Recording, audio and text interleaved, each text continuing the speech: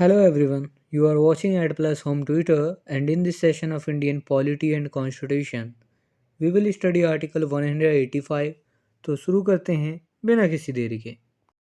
जैसा कि आपको भी पता है, भारतीय संविधान यानी इंडियन कॉन्स्टिट्यूशन को आर्टिकल्स में बांटा गया है और इन्हीं आर्टिकल्स को 22 पार्ट्स के अंतर्गत रखा गया है। इसी 22 पार्ट्स में से 6th पार्ट में द स्टेट्स के बारे में बताया गया है, जिसके अंतर्गत आर्टिकल 152 से लेकर आर्टिकल 237 तक के सारे आर्टिकल्स आते हैं। यहाँ हम बस आर्टिकल 185 पर चर्चा करेंगे। आर्टिकल 185 पार्ट 6 के चैप्टर 3 के अंतर्गत आता है। चैप्टर 3 में द स्टेट लेजिस्लेचर के बारे में बताया गया है। यहाँ मैं पहले कंटेंट को इंग्लिश में रीड करूँगा, फिर उसकी मीनिंग आपको हिंदी में समझाऊँगा ताकि आपको कंसेप्ट ज़्यादा से ज़्यादा समझ आ सके। Article 185 talk about the chairman or the deputy chairman not to preside while a resolution for his removal from office is under consideration. Article 185 में इस बात पर चर्चा की गई है कि जब पद से हटाने का रेजोल्यूशन अंडर कंसिडरेशन हो यानी विचाराधीन हो तो तब चेयरमैन और डेप्यूटी चेयरमैन अध्यक्षता नहीं करेंगे। देखिए, जब कभी भी लेजिस्लेटिव काउंसिल में चेयरमैन या डिप्टी चेयरमैन को हटाने का रेजोल्यूशन यानी प्रस्ताव अंडर कंसिडरेशन हो, विचाराधीन हो, तब जो है चेयरमैन और डिप्टी चेयरमैन अध्यक्षता नहीं करेंगे। तो इसमें यही लिखा गया है, क्योंकि अध्यक्षता तो कर ही नहीं सकते ना, अभी तो अंडर कंसिडरेशन ही है कि उनको हटाना है, या मतलब कि देखिए हटाने का रेजोल्यूशन अंडर कंसिडरेशन है।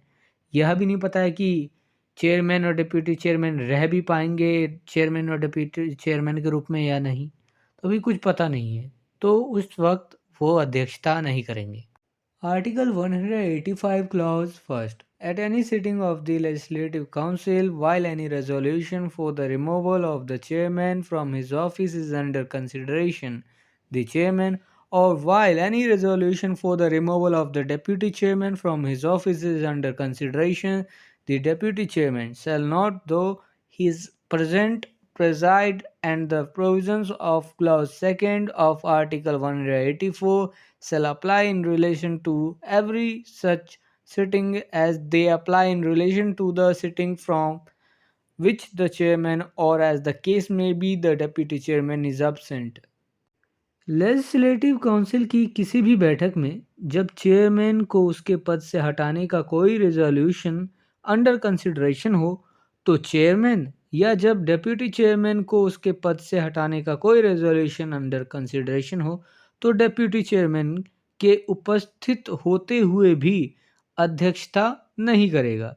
और आर्टिकल 184 के क्लॉज 2 के प्रावधान ऐसी प्रत्येक बैठक के संबंध में लागू होंगे जैसे वे उन बैठकों के संबंध में लागू होते हैं जहां से चेयरमैन या डेप्यूटी चेयरमैन अनुपस्थित हैं, जैसा भी मामला हो। देखिए, यहाँ पर यह कहा गया है कि देखिए, यदि चेयरमैन या डेप्यूटी चेयरमैन को पद से हटाने का कोई बात, कोई रेजोल्यूशन, कोई प्रस्ताव अंडर कंसिडरेशन है तो चेयरमैन हो या डेप्यूटी चेयरमैन उस वक्त जो है उपस्थित होते हुए भी अध्यक्षता नहीं करेंगे और उन पे वही कानून और वही आर्टिकल 84 का क्लॉज 2 लागू होगा जिसमें चेयरमैन और डेप्यूटी चेयरमैन की अनुपस्थिति की बात की गई थी, वही सब यहाँ पे लागू होगा। तो अनुपस्थिति के समय जो चेयरमैन के रूप में चुना जाता था वहाँ पे बताया गया है जो भी, तो यहाँ पे यह माना जाएगा चेयरमैन और डेप्यूटी चेयरमैन को उपस्थित होते हुए भी यह माना जाएगा कि वह उपस्थित नहीं है और वह अध्यक्षता नहीं कर सकते उस समय। तो वो उपस्थित हैं भले ही लेजिस्लेटिव काउंसिल में, लेकिन माना जाएगा कि वह उपस्थित नहीं है और आर्टिकल 184 के क्लॉज 2 के प्रावधान यहाँ लागू होंगे। बेसिकली आर्टिकल 184 का क्लॉज 2 जो है चेयरमैन और डिप्टी चेयरमैन की अनुपस्थिति के बारे में चर्चा करता है, ठीक है, तो वहाँ इसके प्रावधान लग जाएंगे। अब आर्टिकल 184 प्लेलिस्ट में जाके आप देख सकते हैं। देखिए, आर्टिकल 184 के क्लॉज 2 में क्या लिखा हुआ है। यहाँ पर लिखा गया है, किसी भी बैठक में लेजिस्लेटिव काउंसिल के, जहां एब्सेंस है चेयरमैन का भी और डिप्टी चेयरमैन का भी, दोनों ही एब्सेंट है। तो कोई जो है अदर पर्सन जो है, जो भी रूल्स ऑफ प्रोसीजर, काउंसिल के रूल्स ऑफ प्रोसीजर में लिखा गया है, उसके तहत जो है चेयरमैन के रूप में वह चुना जाएगा। अगर वह पर्सन भी मौजूद नहीं है तो कोई भी ऐसा पर्सन, अदर पर्सन, जो भी काउंसिल डिसाइड करता है लेजिस्लेटिव काउंसिल के द्वारा, वह चेयरमैन के रूप में एक्ट करेगा। यही आर्टिकल 184 के क्लॉज सेकंड में लिखा गया है। चेयरमैन और डिप्टी चेयरमैन के एब्सेंटिज्म के एब्सेंट हैं तो क्या कौन चेयरमैन बनेगा। Article 185 clause 2. The chairman shall have the right to speak in and otherwise to take part in proceedings of the Legislative Council while any resolution for his removal from office is under consideration in the Council, and shall, notwithstanding anything in the Article 189, be entitled to vote only in the first instance on such resolution or not any other matter during such proceedings, but not in the case of an equality of votes. Chairman को legislative council में बोलने और अन्यथा proceedings में भाग लेने का अधिकार होगा यदि उनके पद से हटाने का कोई रेजोल्यूशन लेजिस्लेटिव काउंसिल में अंडर कंसिडरेशन है तब भी। और आर्टिकल 189 में किसी बात के बावजूद ऐसे रेजोल्यूशन पर या ऐसी प्रोसीडिंग के दौरान किसी अन्य मामले पर केवल पहली बार वोट देने का अधिकार होगा, लेकिन वोट्स की समानता के मामले में नहीं।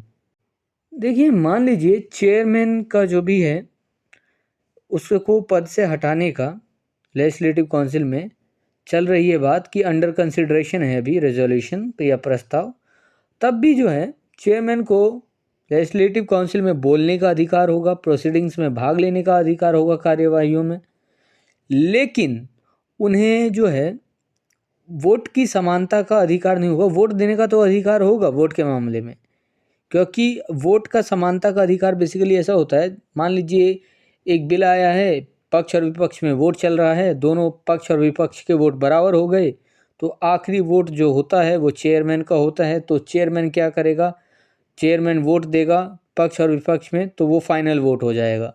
तो यहाँ पे वो वोट का अधिकार छीन लिया गया है जब अंडर कंसिडरेशन हो पद से हटाने की बात चेयरमैन की, तो वो समानता का अधिकार, इक्वलिटी ऑफ वोट्स छीन लिया गया है।